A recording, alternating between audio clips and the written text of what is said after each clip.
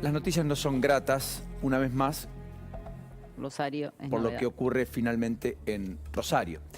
Allí, más allá de una balacera en Belgrano Sur, donde un joven es atacado por dos hombres que iban en moto, se registró todo esto en Viamonte al 7000, en la zona oeste, 19 años la víctima, pudo llegar hasta la casa de un amigo para pedir ayuda, así salvó su vida. Más allá de esa balacera, lo cierto es que el caso que conmueve es el de una mujer embarazada de 8 meses, que estaba con su hijo, que recibe al menos 15 balazos, que terminan con el embarazo muy avanzado de 8 meses que tenía la propia mujer, que ahora está con asistencia respiratoria, descompensada hemodinámicamente, en el hospital Eva Perón. Está allí en la unidad de terapia intensiva. Su estado es muy crítico, más allá de que inclusive su hijo también terminó herido, con quien iba la mujer embarazada. 15 disparos. Nadie mejor que Rodrigo Miró para un análisis un poco más sesudo de qué está ocurriendo y de qué es lo que sucede allí una vez más en Rosario. Rodrigo, un verdadero placer, un gusto, buenas tardes. Paulino, ¿cómo les va? El gusto de siempre, los saludo. ¿Qué es lo último que sabemos respecto a esta imagen que estamos viendo, esta mujer que ha sido baleada y que ya ha perdido un hijo y cuya vida está en serio riesgo por lo que sabemos? Mira, la sensación que tuvimos esta mañana quienes hacemos periodismo en las calles y fuimos temprano a ver qué había pasado en el barrio, esto es zona noroeste de Rosario, para quien no conoce la ciudad o la conoce de alguna visita que hizo, la avenida de Circunvalación rodea la ciudad y es casi como la General Paz de ustedes. Correcto. Está por fuera de la circunvalación, es decir, por los márgenes de la ciudad. Vivía en una casa muy pero muy humilde, estaba viviendo en esa casa porque se había ido de la casa de su pareja, donde vivía con su pareja, por problemas de pareja. No sabemos si violencia de género, qué la motivó a irse de su casa, pero estaba alojada en la casa de su concuñada con 5 hijos chiquitos. Volvía, su ocupación, no tenía trabajo, no tiene empleo. Su ocupación, según nos dijo una familiar suya esta mañana, era en estos días pedir plata, pedir ayuda en el centro con sus hijos. Volvía a la hora en la que jugaba la selección argentina, estábamos casi todos viendo cómo Messi hacía un gol contra Ecuador. A esa hora ya volvía, en una zona que es difícil de transitar. Cuando fuimos hoy temprano nos daba, la sensación de inseguridad transitarla a las 8 de la mañana, imagínense, a las 11 de la noche. Volvía, bajó de un colectivo con 2 de sus 5 hijos, embarazada, como vos dijiste, en poquito tiempo a punto de parir. Una moto negra, según nos relata en la escena, con 2 ocupantes, empezó a transitar, pasó de un lado, dio la vuelta, volvió a pasar. Cuando vuelve a pasar por segunda vez, ella le dice a su hijo de 10 años, que fue quien después explicó lo que había pasado, cuando le apuntan le dice: tirate al piso. A ella le disparan. La escena significó que después ella quede tirada en el pavimento, en el piso, su hijo fuera a buscar ayuda, de 10 años, todo el barrio se conmoviera y fuera alrededor de ella mientras estaba, insisto, jugando el argentino, una hora en la cual la gente no estaba en la calle, y finalmente terminó yendo al hospital de Granadero Baigorria.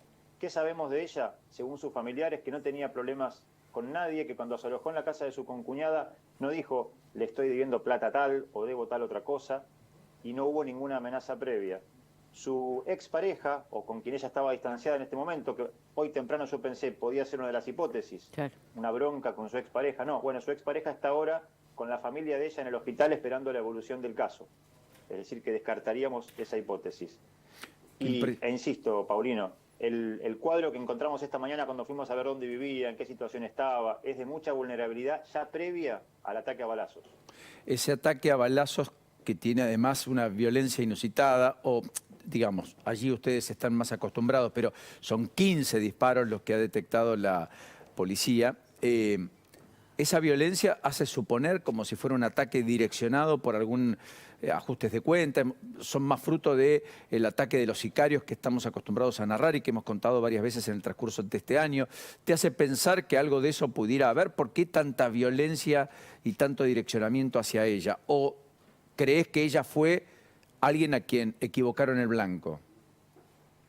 Mira, ustedes están pasando de fondo mientras hablamos algunas imágenes del barrio. Imaginen, vean esas escenas e intenten pensar lo que es ese barrio a las 11 de la noche, un día de invierno, para empezar. Por lo tanto, puede haber sido una de las hipótesis que la confundan, que no haya sido ella. Otra de las hipótesis, lo decía un vecino esta mañana, ahí por detrás de esos montones de tierra, esta mañana salían temprano unos albañiles que en ese contexto, aún con empleo, son pobres. salían de ahí, se juntaban en 4 o 5 hombres a trabajar en un Renault 9 viejo, se iban a una obra a trabajar, y antes de irse nos decían, esta mañana, que en ese barrio, en esa zona, en esas imágenes se ve que hay una huerta. Hace poco se instaló una huerta de la Municipalidad de Rosario. Cuando fueron a poner la huerta, el clan narco que maneja esa zona le disparaba a los que iban a hacer la huerta para que no la instalen. Perdón, Y que muchas veces ¿podés contar de vuelta eso? Porque no es menor, porque estamos viendo que es una sí. zona por las afueras de la circunvalación, como bien marcás. O O sea sea, que hay narcos que están trabajando ahí en esa zona. hay narcos que naturalmente se apropiaron de la zona, que es distinto a trabajar. A tal punto se apropian que cuando el Estado quiere inmiscuirse, quiere desembarcar, quiere poner Ponen una cosas, huerta. los echan a balazos. Eso acabás de decir, Rodrigo, ¿está bien? Eso es lo que nos sugirieron varios vecinos. El clan se llama Los Romero, Lichi Romero es su líder, están presos sus líderes, pero en poco tiempo, uno de ellos está en la cárcel de Piñero, según nos decían desde la Agencia de Investigación Criminal, en poco tiempo uno de ellos ya saldría en libertad. En los últimos meses habían perdido presencia en el territorio, pero todo indica que han vuelto a tenerla. Los vecinos nos dicen que hay balazos y balaceras a distintas horas del día en esta zona, con la idea de que nadie se instale, que no sean otros que ellos. Ahí donde ustedes ven ese paneo, al fondo se ve como unas edificaciones. Bueno, eso del fondo es Rosario, que es la avenida de Circunvalación, pero en el medio de eso, a 300 metros, no más que esto, ¿se acuerdan cuando Aníbal Fernández desplegó tropas federales en Rosario? Sí. Bueno, se armó, llevó varios meses a armarlo, un campamento de gendarmería. A 300 metros. A 300 metros. Hoy los vecinos nos decían, no lo estoy inventando yo, Que no lo está la decían los gendarmería. vecinos. Dice, mira, los gendarmes están ahí a 3 cuadras, pero no cambió para nosotros la situación que tiene ahí cerca. O sea, están, pero están inertes, casi sin capacidad Como si de no estuvieran. acción.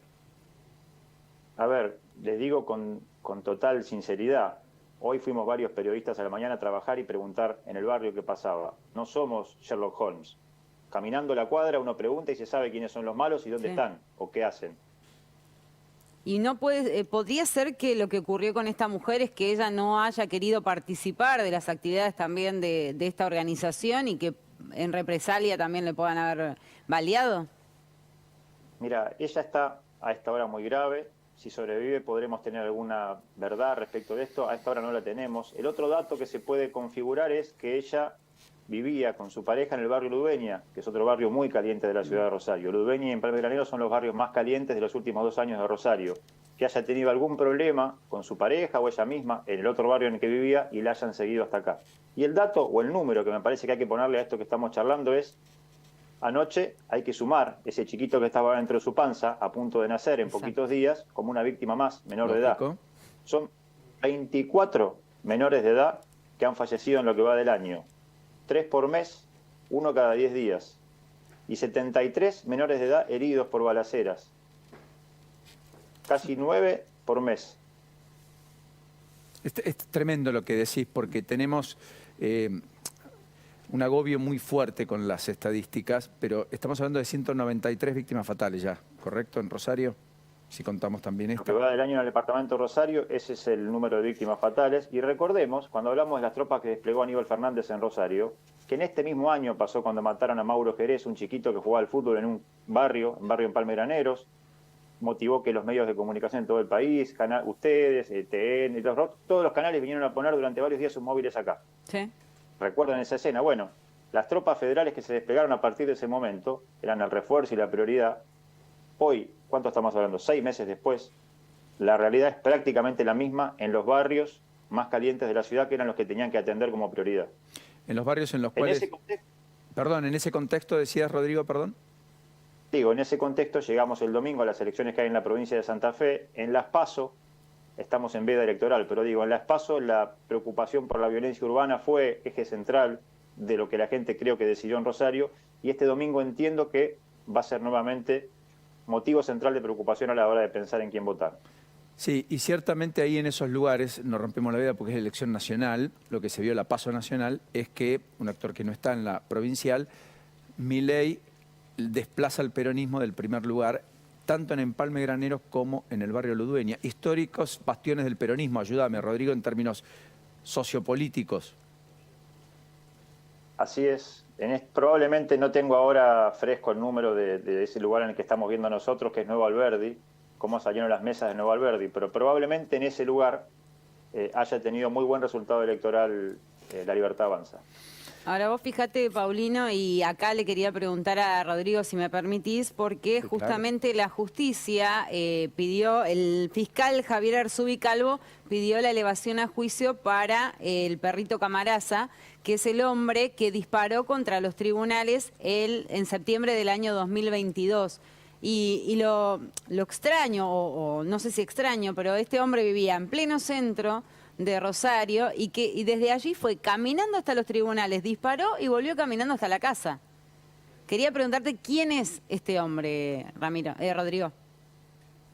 Mira, vos sabés que en la elevación a juicio que hizo el fiscal Arzubi Calvo, para quienes nos interesan los temas judiciales, y a veces vemos series policiales y en las plataformas, leer la elevación a juicio es bastante interesante de cómo se despliega una investigación, porque ellos empiezan teniendo como evidencia que alguien había disparado contra los tribunales federales. Un dato anecdótico, si se quiere: los prefectos que cuidan los tribunales federales sintieron ruidos, sintieron impactos, pero como no pasó nada, siguieron durmiendo, siguieron estando adentro del tribunal. O sea, había sido baleado el tribunal, y esa noche siguieron. Al día siguiente, cuando abren el tribunal, encuentran casquillo de bala. Y dicen, nos habían baleado. Bueno, de ahí en más empieza la investigación, lo que vos decías recién es la elevación a juicio, y ven en cámaras de seguridad que alguien llegaba caminando y se iba caminando. Y ahí empiezan a pedir cámaras de seguridad de la cuadra, y encontraban que a las 4 cuadras, el lugar por el que había llegado es el Boulevard Oroño, que es un lugar histórico, elegante. No sé si compararlo con la Recoleta, por ejemplo, de Buenos Aires. Sí, Imagínense que es más o menos así. Es como si alguien llega por la Recoleta cerca del Hotel Alvear y dispara balazos contra un tribunal. Bueno, había vuelto caminando y lo perdían en la escena. No entendían qué había pasado, quién lo había pasado a buscar. Bueno, resulta que vivía apenas a 4 cuadras del tribunal. En realidad estaba con su mamá alojado en esa vivienda hace algunos meses cuidando a una señora, y luego hicieron tareas de inteligencia para detenerlo. Cuando lo detuvieron, encontraron el dato que había cambiado chip de celular, que en el chip de celular antes, el que había tenido, se había comunicado 36 veces con la cárcel de Rawson, y entonces allí encontraron la pista de que el encargo venía de una cárcel federal. Otra vez, cada vez que hablamos con ustedes es un tema recurrente, que es lo que pasa en las cárceles. Correcto. Ahora, Rodrigo, hay una amenaza contra un director del penal de Ezeiza que ha trascendido en la mañana de hoy. Gabriel Iesi lo contaba esta mañana en radio.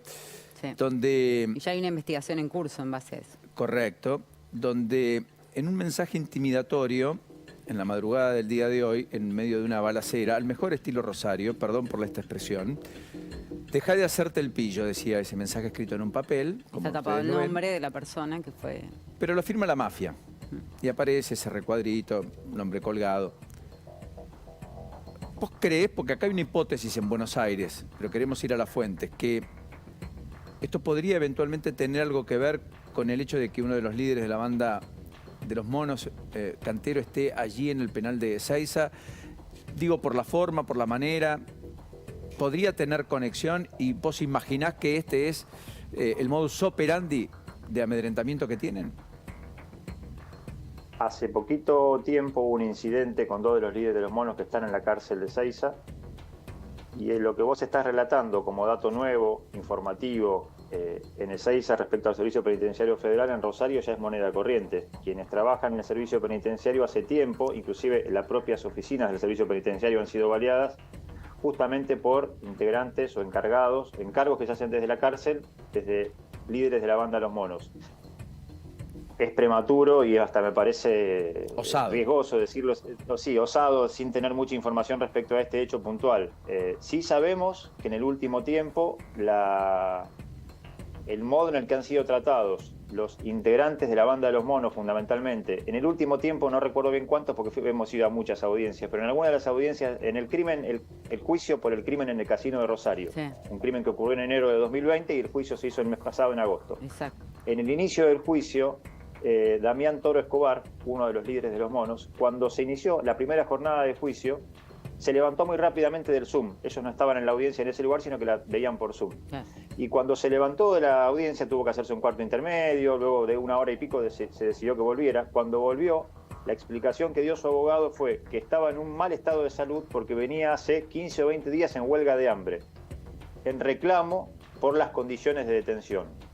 Estoy hablando de hace 40 días, uno de los líderes de Los Monos que está en la cárcel federal y que según supimos ese día, luego no tuvimos más información, venían aparentemente en un reclamo y en huelga de hambre porque les habían cortado algún tipo de privilegio o beneficio o derecho que tenían.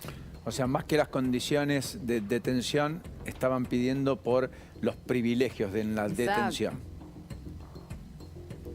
Independientemente de que las condiciones son malas. Es que sin ir más lejos, Paulino, la semana pasada, no se conoció, pero la semana pasada hubo también una amenaza para el director del módulo donde están los monos. O sea que ya aparentemente todo apunta a que podrían ser ellos los que están tratando de intimidar al Servicio Penitenciario Federal, ¿no? Con lo cual habría ahí un antecedente. ¿Les puedo sumar un dato informativo? Obvio. No sé si ayer lo trabajaron ustedes, pero hubo 2 balaceras resonantes en la madrugada del miércoles para el jueves en Rosario. Sí. Una con 21 disparos a una vivienda muy humilde en el barrio Ludueña. La mujer que recibió los disparos, humilde por completo, no tenía problemas con nadie, tuvo que dormir en la casa de su hija. Luego, preguntando en la cuadra, ¿qué supimos? Enfrente de esa mujer vive un familiar de un preso que está en la cárcel de Piñero, que está vinculado a la banda de los monos. En los 2 mensajes, porque luego otra balacera contra un local comercial en la zona oeste de la ciudad, en los 2 mensajes se mencionaba y hablaba del peruano. ¿Quién es el peruano o quién sería, según los investigadores? El peruano es Julio Rodríguez Grantón, también integrante de la banda Los Monos. Según los fiscales, según la justicia, según fuentes que uno puede consultar, era o es el proveedor mayorista de la banda y en el último tiempo ha ganado territorio y él mismo maneja el territorio, con lo cual es otra interna que estaría surgiendo dentro de la banda y que termina o deriva en balaceras. Y otra vez, gente que está en la cárcel federal de máxima seguridad. Bueno, y noticia ahora de último momento, Paulino, que tiene que ver justamente con esta investigación a este directivo del Servicio Penitenciario Federal allí en Ezeiza, es que el juez Federico Villena ordenó no solamente la seguridad del agente penitenciario, sino también de los familiares de él, porque recordemos que la casa que balearon fue la de los padres, sino que también ahora ordenó allanar las celdas de los líderes de los monos en la cárcel de Ezeiza. O sea, la novedad a esta hora que trae Lourdes, Rodrigo, hace presumir que la hipótesis judicial apunta a los monos y ordena efectivamente el juez que interviene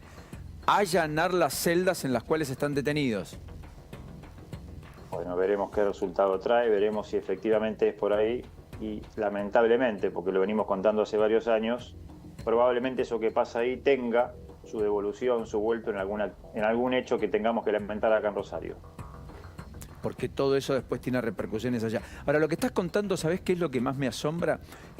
Más allá de este extraordinario adelanto de Lourdes respecto a esta novedad, es que todo es explícito, todo es a plena luz del día, cara descubierta, sin ningún tipo de tapujos, sin miramientos, entran, van caminando, vuelven a su casa, balean un tribunal, vuelven, 20 tiros en la casa, en el frente de una casa, cuya mujer después tiene que terminar durmiendo en la casa de una hija, en realidad porque equivocaron la casa, porque enfrente es donde debieron haber baleado, en la lógica de irse a cobrar alguna deuda pendiente, dejan los nombres cuando hacen las amenazas, hablan de las personas.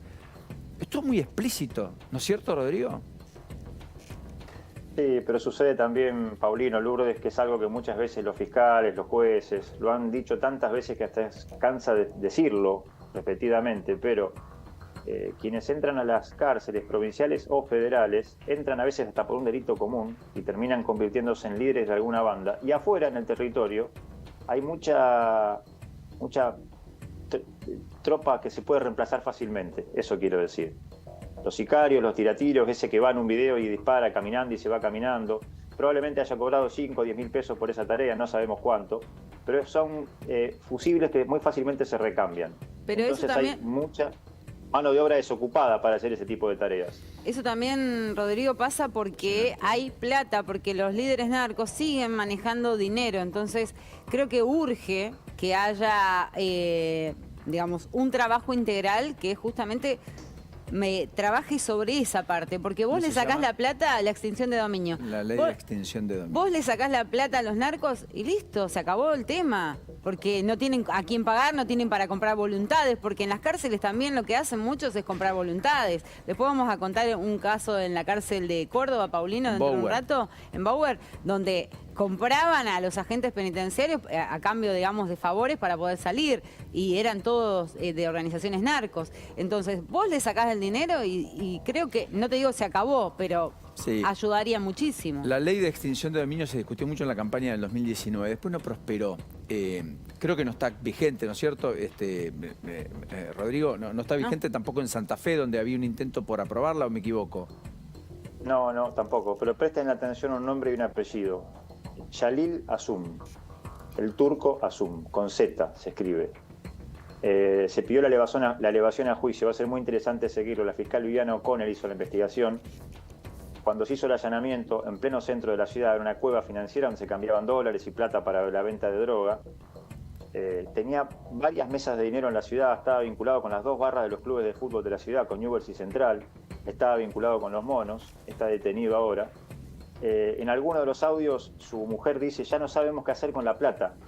Un día tuvo que, en esa cueva financiera, en un pleno centro de la ciudad, hubo que cortar la calle para que pudieran sacar la plata en camiones de caudales. Eso cuenta la fiscal en la investigación. En poquito tiempo va a ser la elevación a juicio, se va a hacer el juicio por ese caso. No quiero o no puedo revelar la fuente, pero alguna vez cuando se hizo un allanamiento por este tema, esto que estoy diciendo que es lavado de dinero de una banda narco, hasta se nombró, no lo quiero dar al aire porque es imprudente. No, está bien. Un alto funcionario del Poder Judicial de la provincia de Santa Fe, que según varias fuentes, invertía en esa mesa de dinero. O sea, incluso para Buen aquellos nivel. que tienen que combatir el flagelo del narcotráfico, como planteábamos ayer, en ese esquema de la droga mata y la droga avanza, y en su avance mata y mata más, aunque algunos hagan una pingüe diferencia y ganancia, los que tienen que combatirlo no solo lo hacen con compartimentos estancos, de manera desarticulada, sin inteligencia, sin una logística, en muchos casos sin la organización que se requiere frente a organizaciones criminales altamente capacitadas en estos aspectos, sino que además están siendo cooptados, o sea, ya ni siquiera lo hacen de manera desarticulada, ya ni siquiera lo combaten, es más, son copartícipes, por acción o por omisión. Porque si vos participás en el activo del usufructo ilícito de ese delito, mal vas a poder combatir ese delito. Y eso estamos empezando a ver en multiplicidad de casos, dentro del sistema penitenciario, en algunos eslabones de la justicia, algunos eslabones de la política y el financiamiento respectivo. Entonces, claro, ya todos empezamos a intuir que esto ocurre no porque no lo vean o no consigan las pruebas, sino porque no se quiere ir a fondo en el combate. ¿Puede ser? Sí, algo de eso hay. Y bueno, uno es periodista, uno no tiene funciones en el Poder Judicial, pero estimo que en los teléfonos que se encuentran en los allanamientos seguramente aparece el recorrido. Más de una vez hubo allanamiento en pleno centro de la ciudad, alguna financiera o cueva, que funcionaba como lugar para cambiarle plata a los narcos, que como siempre dicen los fiscales cuando investigan y cuentan estas cosas, la droga se vende en pesos, la cocaína se vende en pesos, pero para comprarla hay que usar dólares. Ese cambio alguien lo hace. Claro. Bueno, es que por eso también, más allá de la extinción de dominio, a mí me decían varios magistrados que es importante que la mayoría de las causas sean por lavado de activos. Como bien vos decías, que a este turco Asum van a poner el lavado de activos ahí, porque es fundamental, más allá de que a vos te acusen como narcotraficante por tenencia, por venta de estupefacientes, el hecho de atacar el lavado es más fácil para hacer el decomiso después de todos los bienes, ¿no? La UIF la inauguración de la UIF en Rosario ya se hizo varias veces. En los hechos objetivos y concretos no está funcionando.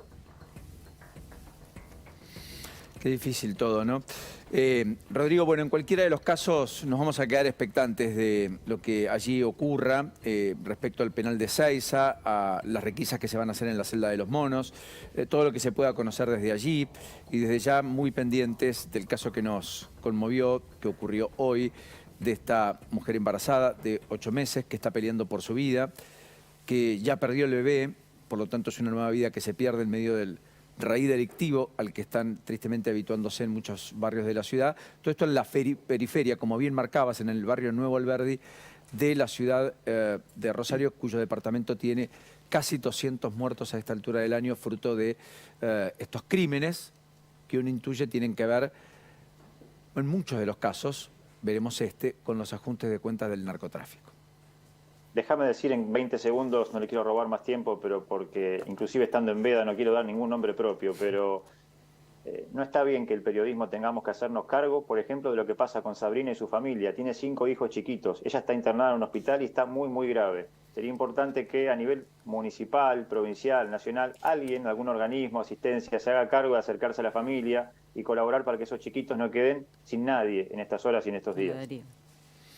Gracias, Rodrigo. Nos quedamos con ese planteo. Como siempre, gracias y doblemente gracias por la sensibilidad de siempre.